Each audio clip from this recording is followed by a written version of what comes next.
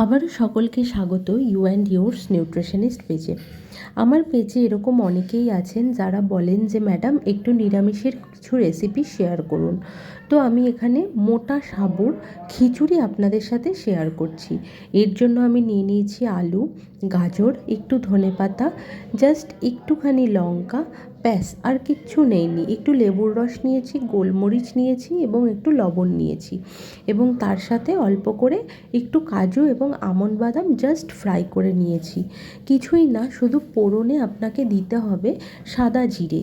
ফোড়ন দিয়ে ওর ভেতর সমস্ত কিছু দিয়ে এইভাবে একটু হালকা করে নাড়াচাড়া করে নিতে হবে এবং এর ভেতর আমি ওই যে বললাম মশলা হিসেবে দিতে হবে হালকা করে গোলমরিচের গুঁড়ো এবং ওপর থেকে অল্প করে লবণ। যারা মিষ্টি একটু পছন্দ করেন অল্প করে লবণ দিতে পারেন এবং লাস্টে এই নাটসগুলো ওপর থেকে আপনারা দিয়ে নেবেন। এটা কিন্তু দুর্দান্ত টেস্টি হয়, তবে একটাই কথা বলবো, এটা আপনারা মেন কোর্সে নেবেন, কোনো স্ন্যাক্সে নেবেন না।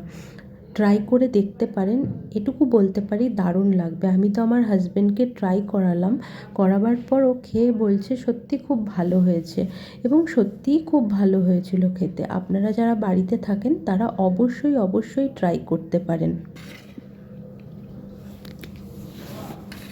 কেমন হয়েছে গো? দারুণ হয়েছে। সত্যি সত্যি বলছি।